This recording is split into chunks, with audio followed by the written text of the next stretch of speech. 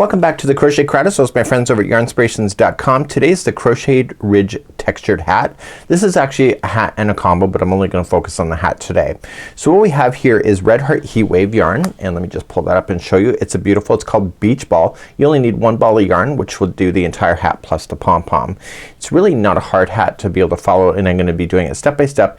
And this brim is actually, I've already done some of the homework in advance, is a slip stitch brim, which is one of the best brims that you can do in crochet. Has a lot of elasticity to it. Takes a little bit longer, well, a lot longer to make. I'm just being quite transparent here, but I've always found that these hats that I do with this particular brim, they last a lot longer, and they also keep their elasticity a lot longer too. So the extra time that you'll spend working on the brim is something that you'll benefit with it in the long term. So without further ado, we're going to be using a 5mm size H crochet hook, and we're going to be starting to make the hat now. All the instructions are here, and we're going to go step by step in this tutorial today. So let's begin working on the brim. I've actually already started it. I have my 18 inches done, and I'm going to be picking up in the tutorial with this. But I'm going to show you how this is done, and again a 5mm size H crochet hook. So this is a slip stitch on the back loop only, and I'm going to show you a technique in the way that I turn this so that you can identify the first one. There is no chaining one when you start any of these rows going across, and it keeps it nice and tight. So you want to make sure that you're not separating any plies, because it will be noticed in that. And I also keep a count, so I'm not going to deny that I just sit here and just whistle Dixie. I am counting as I'm going along just to make sure that I keep on with my stitches. So let's grab our yarn and let's get going. Leave an extra long tail that you can use to be able to use a tapestry needle at the end to hide that in. So you're going to chain a total of 13. So 1, 2, 3, 4, 5, 6, 7, 8, 9, 10, 11, 12, and 13. So there's actually only going to be 12 stitches across, and that's achieved by starting out, and you're going to skip the first one and turn and get the back hump only. And I want you just in the back hump, you're going to slip stitch across. So you'll have to get used to slipping. So just slip and through. Provide a little bit of extra slack. Don't let it bunch up on you, and you're just going to slip your way all the way across. So by you doing the second chain from the hook, you only have 12 stitches to go across, and you're going to want to keep an eye on the 12, because once you start eliminating stitches, which is very possible, you know, nobody's perfect, then you will see that result if you start adding or skipping stitches. If anything, you'll start subtracting stitches is my educated guess. So you're going right back to the very beginning of the chain, and you're going to single crochet. So what I want to show you is the way that you're going to turn. So this is the very last one. So before you turn to go in the opposite direction, it is easier to look at the first back loop only. So if you turn it, you got the back loop only. It's hard to see it from this point of view. So from my eyes, it's like this to you. So what I do is that I stop, and we don't chain one, and we're gonna slip stitch across. So once the last one is in, just going into the first back loop only. So if you turn it, that's the back loop. So just going into the back loop only, and then just yarning over, pulling it through. So that was 1 of 12. So slip through both of the strands, and then go to the back loop of the next. So I like to do the first stitch before I physically turn it around. So this is number 2 and 3. Once you get more product in your hands, it's easier to go across. I'm not going to deny that as well. So it feels fiddly at first, but once you get more in your hands, it's a lot easier. Your goal is not to separate any of the plies of this, because you will see it. So if you start feeling like you're separating plies, just pull out and reattempt. So your goal is to get 12 all the way across. Where you're going to start skipping stitches is the stitch right before the end of a row, and I'm going to demonstrate that for you in just a moment, because that's where I would have skipped stitches, because I was skipping stitches doing my sample. So I love these brims. They take longer to make, but they're worth every penny of it, really, every stitch. So you're going to come into the last one, and it's right in the end, and you pull through and through. So before you turn, start the next row. So just dive right into the back loop only, because you can see it. Okay, make sure you get all the plies, and then pull through. So let's count these out. So it should be 12. So 1 in the back loop only is 2, and 3, and I'm gonna get close to the end here and I'll pick you up there in just a moment. When you get all the way to the end you have 2 stitches left, but when it's like this it looks like there's just 1. The next stitch is right in before this. Do you see it? It's right buried in there. That's where you're gonna skip a stitch. So this is my 11th stitch and then the outside one here is the 12th. Okay, so make sure you get both of those. And if anywhere you're gonna skip a stitch will be the 11th one. So then again just start another row. So just get the first back loop only, then turn. It's just easier to do that and then keep on going. I'm going much slower here than I would in person. It's just once you get more in your hand and you get comfortable it's really quite easy, and I do count. So my tip for you if I was to do this is that when you get to about halfway you should be at 6 and then 7, 8, 9, 10, 11, 12. So sometimes if I know that I skipped a stitch that I get more than halfway and then I realize that's 6, then I know something's wrong. So then I just kind of frog out and just correct it. And so it's nice to produce a tutorial where everything is perfect, but the reality is life isn't perfect. So to leave these kind of tips makes sense. So you want to keep going back and forth until you get a total of 18 inches, and that is the total length of it. So by just paying attention to the stitches it'll be really quite lovely. So lay it down, use your tape measure, and you should have 18 inches, but do not fasten off because that's where we're gonna pick up from this point then. So make sure you get your 18 inches of back and forth. You'll see that it's nice and thick and it's lovely, and let's continue from that point. So I've now finished my 18 inches. I told you that already. So you can try it on, just kind of wrap it around your head. Make sure that it's feeling good. It's not too stretchy or like it's gonna start slipping on your head, but make sure that you can get your head around it. Just add a few more rows if you think you need more space, because the matter is that once we go around this the first time it's the same count for everybody. So it's just a matter of how tight you want to make this. When you're satisfied with the width of this, or sorry, with the length of 18 inches, you're going to want to turn your work, and before I turn I want to get into the back loop only. So just going into the back loop like I showed you. Okay, let's just turn, and I want to grab into the front loop of this one here on the opposite side, and all I'm just going to do is slip stitch my way so that these two pieces can join. So pulling it through. So the back loop on the one side here, the front loop over here. Okay, and you're gonna go all the way across, and when you get all the way across you do not fasten off. We're going to then start and pick up the body of the hat immediately. So we're just gonna continue our strand across. So just match everything, and you will notice that the very first chain that you started with may be a little bit looser than what you finished. That's normal. It'll pull it all together by doing this. Make sure that when you do this that you're not being too tight about your slip stitching so it looks like it belongs together. And we're gonna ensure that this slip stitching that we're gonna do right now, it forms a little ridge. We wanna make sure that that goes on the inside of the hat before then starting the rest of the body. So we gotta make sure we turn it properly and then carry on from that point. Once you're in the very end here you're gonna match end to end on both sides. And then what I want you to do is that this ridge will be on the inside of the hat. So when you go to start this, just flip this inside out so then the ridge kind of folds inward like so, and then you can continue then. And when you do that make sure that the yarn tail is not going through the center of this as well. And then we're gonna pick up and start our first round and get ourselves started, and you will see everything's gonna look good. Now this tail that I had that I started, I'm gonna put that underneath the first set of stitches, and then that will be gone as well. So let's show you some tricks. I just folded it now. This is where we are starting. Folded it directly in half, and I'm going to put a stitch marker on the top so it's gonna follow the top about halfway. Now all this is doing for me is that it's giving me a reference point, so we have to get 70 stitches equally all the way around the top of this. So by putting it halfway you know that you need to get 35 stitches before you get to that point and 35 after. So usually if you don't do that and you get most of the way around and you realize that you only have just a few stitches left, people tend to rush that so the hat ends up unbalanced. So my goal is to make 35 stitches fit before the spot and 35 after. So let's do that. We're going to start our first one and we're going to begin. So chain 3 does not count as a stitch at all in this particular one, so make sure that you don't do that. So when you go to join it you want to be the first double crochet. So chain 3 doesn't count as anything, it's a builder, and starting on the side just roughly guess it, and you're gonna put in 35 before the chain, or before the stitch marker. So 1, and just sticking it in the side, 2 and 3,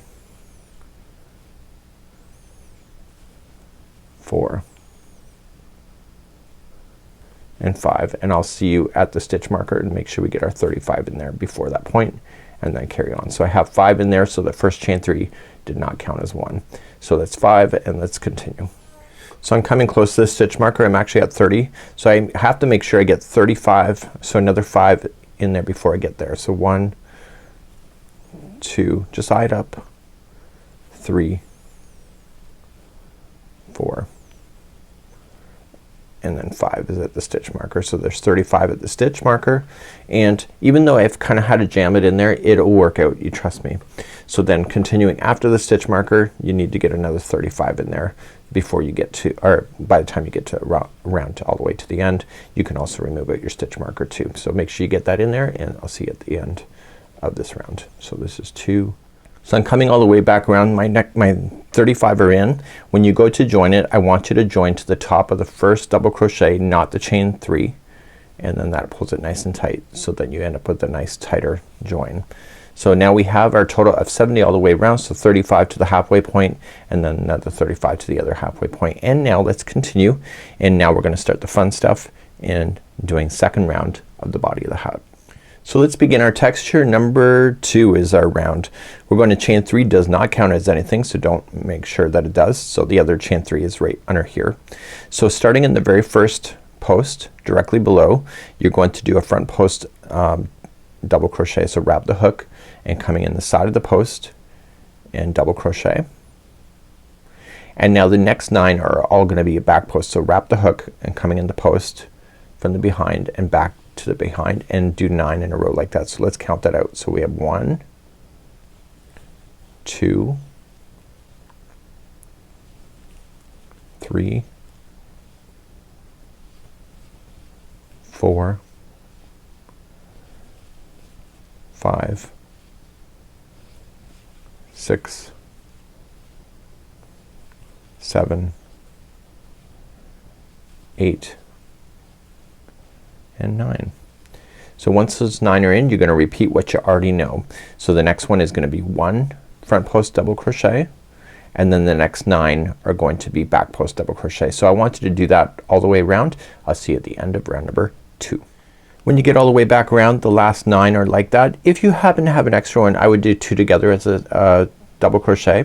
So put 2 together, and if you are missing one, I would put 2 back post double crochet in the same one. That's where you would fake it. So when you get all the way back around, remember you're ignoring the chain 3. Go right to the front post double crochet and join it, and let's move on now to round number 3. So now that we have these front posts established, you're now going to see the pattern start to materialize, and it will be easier for you to be able to operate as well. So let's continue to round 3. So let's go on to number 3. We're gonna chain up 3, doesn't count as anything, and in the front post double crochet you're gonna keep that as a front post double crochet. So you're gonna keep that, and then the next one here, stitch, you're gonna make that a front post double crochet. So wrapping and keeping that in the front, so that kind of pulls that forward, and then the remaining 8 that are left, and here's the trick, this one here is where you do this again. So you don't need to keep as a visual count as like a, you don't need to count as obsessively. So the next 8 will take you to that spot. So you don't hear me counting because I'm not gonna worry about it. I'm just gonna watch the visual cues. I trust myself that the last round was accurate, and once you get this established, you'll see that happen too.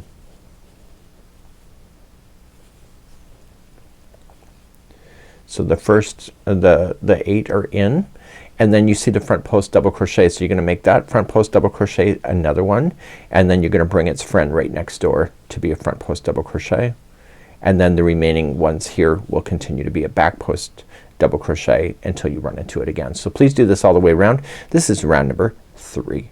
So I'm just coming all the way back around, and I just finished the final back post double crochet. I want to attach it to the very beginning front post double crochet and continue again into round number 4. Chain up 3, does not count as anything, and watch the just materialize. So the first 3 will be a front post double crochet. So the first one, the second one that is already, and then the third one is not there yet, but you'll make it 1, pull it forward, and then you have the 3. So then the remaining here will be a back post double crochet until you hit these again. So the 1, 2, 3 are front post double crochet, and the rest remain as a back post double crochet. You can hear me not counting it, but if you need that count, it is currently, it'll be, what's it say, 7 back post double crochets if you need to know that. But I would actually just follow it visually and it should work out for you, and you should be having a good day at this point. So let's continue then into round 4, and I'll see you at the end of this round. I'm coming up to the end of number 4. I'm just going to attach it to the beginning front post double crochet and then start number 5. Chain up 3, doesn't count as anything, and then start in the front post double crochet. You want to do 4 this time. So 1, 2, 3, and 4, and then the remaining of these will be back post double crochet until you hit this spot again, and then you'll do 4 and then the remaining back post double crochet. Please do this round number 5 all the way around. I'm coming up to the end of round number 5. I'm just going to join it to the beginning front post double. Now we're going to start number 6 and chain 3, doesn't count as anything, and so then the first 5 will each be a front post double. So 1, 2, 3, 4, and then the 5th one gets pulled forward, and then the remaining of these back post double crochets will stay back post double crochet, and you'll do it again. So you'll have 5 in a row and then 5 in the back. Please do that all the way around number 6, and I'll see you at the end of this round. I'm coming up to the end of round number 6. You're gonna join it. So we're gonna switch gears in here. So you notice that we've been kind of going up on an angle. So now we're gonna go up on an angle here, and we're still gonna build it out. So it's actually pretty neat how it's gonna happen. So I've actually kind of filmed this all the way around, and I realized that I hadn't done that correctly. So you know, accidents happen.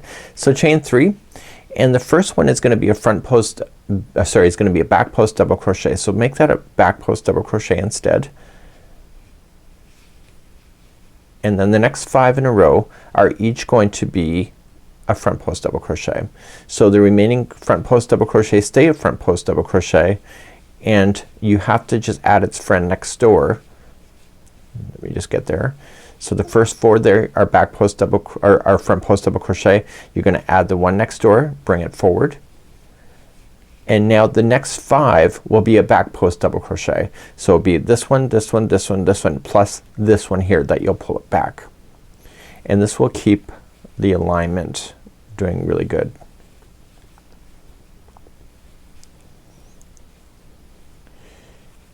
Okay, so you get that there. The first one is a back post double crochet instead, so it pulls it now in behind, and now the next 5 are each a front post double crochet, and then the next 5 are back post double crochet. So just keep an eye on where you're doing this, so you'll just remember that the first one is a back post, the next 5 are front posts, and then the rest are back posts, and keep on doing that all the way around. So this is round number 7. I'm coming up to the end of round number 7. I'm just going to join it to the first back post double crochet. So we're gonna keep shifting in this direction off. So let's continue then into round number 8. We're going to chain up 3, counts as nothing, and in the first back post double crochet keep it as a back post double crochet, and then add its friend next door as a back post double crochet. So just pull it backward. So everything is still in groups of 5. So when you do this, so you see these next 4, add the 5th one as a front post double crochet, and then the next 5 are back posts, and you want to keep doing that all the way around. So just keep an eye on that, and it's pretty easy at this point. So this is round number 8, just 5s. Everything's in sets of 5s, whether it's a front post or a back post, and I'll see you at the end of round number 8. Coming up to the end of round number 8, let's just join it. So we're gonna continue to shift off to the side. So we're gonna chain up 3, counts as nothing, and so then the first 3 will be a back post double crochet. So the third one that you're doing is pulling that first one back. So everything is still in groups of 5 if you remember it that way. So once we get that established, everything goes from 5s from this point. So then the next 5, so there'll be all a front post double crochet. So these 4 plus this one pull forward, and then it'll be 5 back posts, and then 5 front posts, and etc. So please do this all the way around for number 9. Coming up to the end of round number 9, and I'm just going to slip stitch to the first back post double crochet. So you should notice that there's 5 back posts on this side of this chain 3 and then 2 on the other, so it gives you a grouping of 5. So number 10, we're going to continue to move up into the angle, so just chain 3 counts as nothing, and then the back post double crochet that we have, we're just going to continue along. Okay, and this time there's gonna be 4 in a row, so we're gonna pull that first one back, that is a front post, into the back side, and now it'll be 5 5s and 5. So 5 front posts, 5 back posts, and etc. And do this all the way around, and I will see you at the end of round number 10. As I come up to the end of number 10, I'm just going to join it to the first back post double crochet like so. So now we're gonna continue into round number 11, and it says that same as number 6. So if you recall in number 6, we're gonna chain up 3, and we're gonna we're gonna do a double crochet front post around each of the next 5 stitches. So we're just gonna now start coming forward. So just do 5, 1, 2, 3, 4, and 5 like so. And then the next 5 in a row will each be then a back post double crochet. So you can see that it's starting to have its angling changing. It's awesome. So this is how it's gonna work, and so you're gonna continue round number 6. So once you get this first one, that front post doubles for 5, back post double for 5, and etc. Continue that around. This is round number 11. I'm coming to the end of round number 11, so I'm just going to slip stitch it to the first front post double crochet. So now we're gonna start coming into the top of the hat. So we're gonna start doing the crown section next. Round number 12, we're gonna chain up 3 counts as nothing. So we're gonna do 1 front post double crochet around the next stitch, okay, which is the one directly below, and then it says skip the next stitch, so you're gonna skip the next one, and the next 8 in a row are going to be a back post double crochet. So 1 2 3 4 5 6 7 and 8. Do you notice that that takes you to this section right here? So then this one stays as a front post double crochet, you skip the next one, and then the next 8 in a row are back post double crochet. So if you can remember that, it's pretty awesome. So you're gonna skip the first one out and just go to the next one and do back post double crochet for 8. So 1 2 3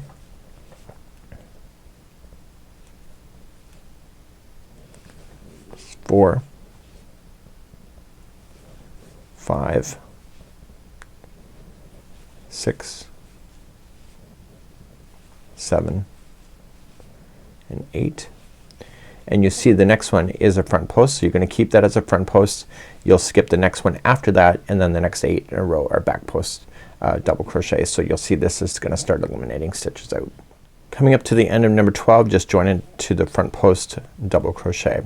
So number 13, we're gonna also start a reduction. So we're just gonna chain up 3 counts as nothing, and the first one right below it is a front post double crochet like we know it. The next one also is a front post double crochet, and then we're gonna skip the next one, which is a back post, and you're gonna continue to back post all the way until you get to this line right here, which is the front post double crochet again. So just skip the next back post and back post the rest of them until you see that line. You can do all your counting if you want to, but I'm very visual. That's why I teach on YouTube, because I'm a very visual person and I need to be shown. So it's a challenge for me to read these patterns at times. I'm just keeping it real here. So once I get to that line, the first 2 are a front post double, and then I skip the next one that is a back post, skip that one, and then the remaining back posts until you see that line again is going to be a back post double crochet. So this is number 13. Continue around, please. So I'm coming up to the end of round number 13. I'm joining it to the front post double. So we're now gonna continue to decrease, chain up 3, and then you're going to put in a front post double crochet in the next 3. So 1 2, and bring that next one forward, 3, and then the remaining back ones until you get to the spot here are going to be a back post. Sorry, you gotta skip one. So skip one, and then the remaining is going to be a back post double crochet. So 1 2 3 and 4. I don't know why I'm counting that because I'm looking for the visual. So then the next 3 are front posts. So 1, 2, and bring that one forward. This is 3, and then skip the next one and make, so skip it and then make the remaining a back post. This is round number 14. Please do this and I'll see you at the end of this round. I've come all the way back around, just join it to the top of the front post double. So round number 15 we're also decreasing, so chain up 3, doesn't count as anything, and now the next 4 are each a front post double. So 1, 2, 3 and 4. You're then going to skip the next stitch and back post double crochet the remaining until you get to that line that you're familiar with right there. So then once you get there, it's the next 4 in a row. So there are front posts of 1, 2, 3 and 4. Okay, skip the next one and then back post double crochet the remaining until you get to that ridge again. So please do this all the way around. This is number 15. We're getting close to the end. Coming up to the end of round number 15, you're just going to join it to the beginning and watch what we do. We are going to still reduce, so we're going to chain 3. This time you're only going to stay within the front post double crochets. There's a total of 4 of them only, so stay within those. So you're not going to be shifting over at all on this particular one. It's getting close to the top of the hat. Skip the next one and then back post in the next one after that, and then start again. So the next 4 only. So 1, 2, 3 and 4, and then skip the next one and then just back post in the next one after that. So please do this around for number 16. Coming up to the end of round number 16, just join it to the first front post double. Then we're gonna go and we're still gonna do a decrease, so chain up 3. So we're only gonna do a double crochet back post around the first stitch, so just straight on down. So double crochet back post just like that, and then all we're going to do, I keep saying that because I'm trying to buy myself some time, so the next 3 are a front post double crochet, and then we skip the next one which is a back post, and so the one after that we're going to make it a back post, so we're going to pull it behind. So we're trying to keep authentic to the pattern here, and then the next 3 in a row are each a front post.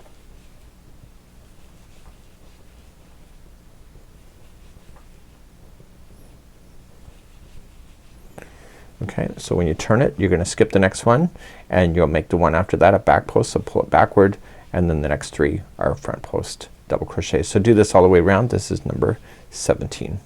So we're now finishing number 17. We're gonna join to the beginning. So this takes us to 18, the final round. We're gonna chain up 3, which won't count as anything, and it says to skip the first stitch, which is here. So then it says do 1 double crochet around the next 2 front posts. So we're gonna do front post. So we're skipping the first one and we're doing a front post there for the next 2, and then it says 1 double crochet back post around the next. Okay, so then we skip the next stitch out, and so then the next 2 after that are front post double crochet, and the next one is a back post, and then we skipped this one here and keep on doing that. So 2 front posts, 1 back post, and then skip. Please do this all the way around. So once you're done round number 18, that's it. So you're just gonna join to the first one that you did, and then you have a wide open hole. So we're going to just cut this yarn a little bit longer, and we're gonna use a tapestry needle to feed this through and to close it off. So let's just pull that through, and then we're gonna find a tapestry needle here on the table somewhere. Once you have this strand on a tapestry needle, all you're just going to do is go in and out of the top area, and then once you go all the way around, just pull it and it will close it shut, and then you can add a pom-pom. For a complete disclaimer, I've almost run out of yarn, so I will need a second ball to make my pom-pom, and I'll be doing that as well. So I'm going to leave that pom-pom with you to be able to do that. You can use a pom-pom maker, you can use your hands. We have tutorials available right here on Yarn Inspirations as well as the Crochet Crowd to be able to make a pom-pom if you wish as well. I find the tools pretty cool, but if you don't have access to that cardboard or your hands is just fine. So let me just get all the way around and pull this shut. Once you've gone all the way around, just pull it shut and that should close off the top. What I prefer to do myself is that once I do pull it shut, I take the end and I go directly across to where it should be across, and then that kind of whip stitches it shut and closes in the hole, so there should be no hole. So just go down through the center and then just pop your hand, just be very careful with that, through to the bottom side. And let's look at the inside of this hat here. So I would just take it in a few strands here on the underside. In the more information of this video, I'm going to leave you the pom-pom making stuff if you would like to do that as well, while I'm trying to buy myself time getting my needle in. So once you're happy with it, just secure it with a little knot and then leave it on the inside. If you are gonna do a pom-pom, I'd recommend that you have a pom-pom and you leave extra ties, so you just tie it in a bow tie on the inside of the hat, and therefore if you ever have to wash the hat, you just untie it, take it off, and then you can toss this in the wash machine. With this particular yarn, this is the Red Heart Heat Wave, you can wash it. It doesn't wash out the properties for the heat, the self-heating, and that's pretty neat. So when you look at it from this perspective, there is your hat. You have your ridges and your texture, and it's pretty amazing. So until next time, there is your seam, so you just wear it in the back and it's quite awesome, right? Have a good one, and we hope to see you again real soon. Bye bye. Welcome back to the Crochet Crowd as well as yarnspirations.com. I'm your host Mikey. Today I'm going to show you how to make a pom-pom with a pom-pom maker that you may find in a store. I picked this one up here in Walmart, and I know that they're in major craft stores across North America as well. So what this is that there's different sizes of pom-pom makers. This particular kit came with all 4 sizes, and when you open them up, you realize that you think that they're broken because they're separate units like this, but in actual fact you have to have them separated in order to do it. So some people use for pom-poms, they use cardboard, or they could use their hand in order to make pom-poms. These I have to say, they make one of the most perfect pom-poms you'll ever see. So today I'm gonna show you how to operate these, and it's the same operation for all sizes, and I will show you how to do that. So let's begin to show you. So just put the 2 sides, okay? The outside hinge is gonna be toward the outside and the other one is on the other side. Okay, match it up. Use the divots to hold, just like you see here, and just kind of pin it together. So you're going to do it in a way that is going to just hold it together as you do it. Okay, so it's just gonna be good, and they don't need to match each other up there. It's just as long as you're pinching here and it holds it, and it's just lightly holding it. Once you start wrapping it, it'll stick together without you having to hold it really quite tightly. So it's just a matter of starting this and getting it wrapped around a few times. So I'm gonna use my left hand to wrap, and all I want to do is fill in the space on this whole half side. So I'm not gonna jump over to the other side as of yet, and I just want to continue to wrap. So I'm gonna go right up to this edge, and I'm gonna go right up to this edge.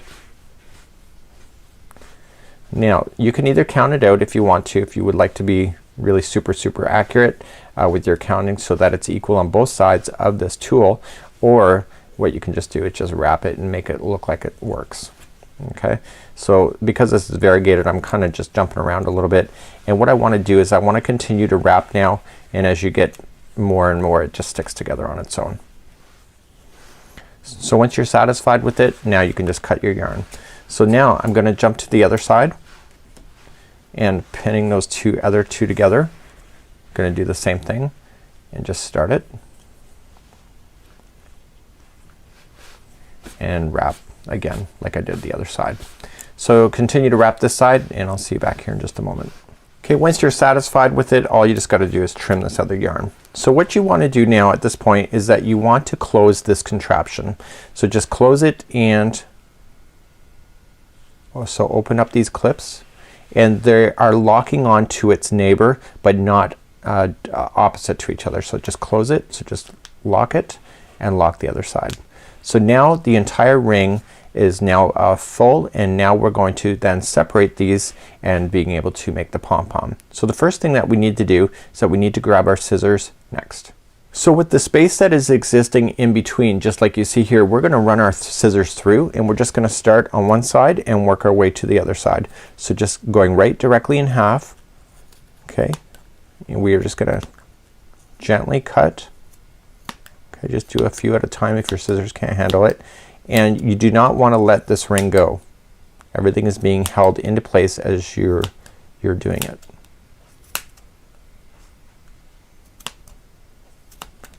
Now the size of your pom-pom is varied on the size of this ring, but also how many times you wrap it as well.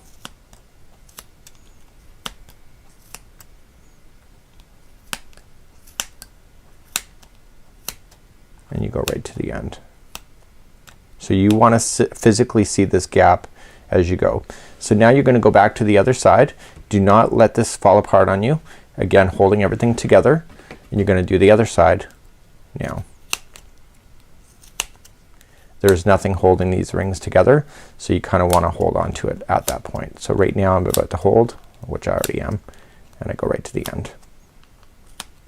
So now the rings are actually completely separated from each other, but then it's still in the inside. So just gently put it down, and I need you to grab enough strand. Now if this material is not strong enough to be tied, then you got to use a different material in order to do the tie in the middle. So what I'd recommend for you is that grabbing the same amount of yarn, you're gonna want to tie about 2 or 3 or 4 or 5 times in the middle in order to really get it to separate, or to get it to really be tight. So just grabbing your yarn, and what I like to do is that I like to use an extra strand of string as I'm being able to tie it to my project. So just slipping in between the two gaps, the gap spaces as you see here, and you can turn it around and just bring it to the other side, again being gentle about it, and just bring it through. And do you see the hinging here? There is a space, so the yarn will go in between that too, and you just want to pull it through. And so just you start to tie your little knot here. So just let's do that. So let's just put that through and really give it a good tug, and this is going on the inside of this. Pull it enough so that it's gonna form it, but don't pull it enough that it's gonna ruin it. So then I'm gonna go to the other side now, turn it over, and I'm gonna tie this side. So see how I just tied the other side? Now I'm gonna come to this side and tie this side, and I want to do that a few times. So I'm gonna use these 2 strands that are falling out as my tie strands to go to the project. So I want to keep those, and I don't want to damage these strings. So when I go to work with this, I'll leave them out. So I'm gonna tie one more time, and then we're gonna release this pom-pom from the tool.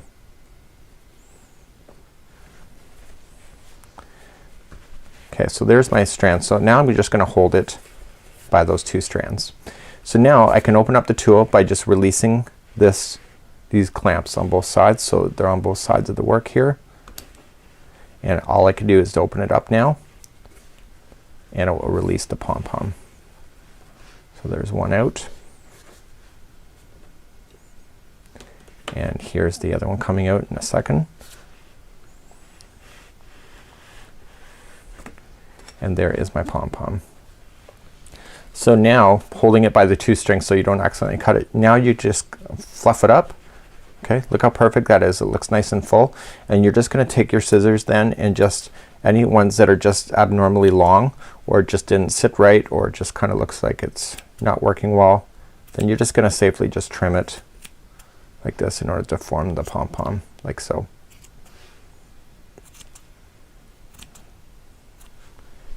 You can give it a good shake and look at it, and that's how you would create a pom-pom with that. So take this other than strands that are here, and you can attach it to the top of a hat really quite easily, and that's how you use all these kind of little tools. So the size of the tool then gives you the size of the pom-pom. So if you look at it from this point of view, see this pom-pom? It kind of matches that. So if you're looking for a bigger pom-pom, you can use a bigger tool like so. You'll have much bigger, and if you want smaller, then you just use a smaller like so.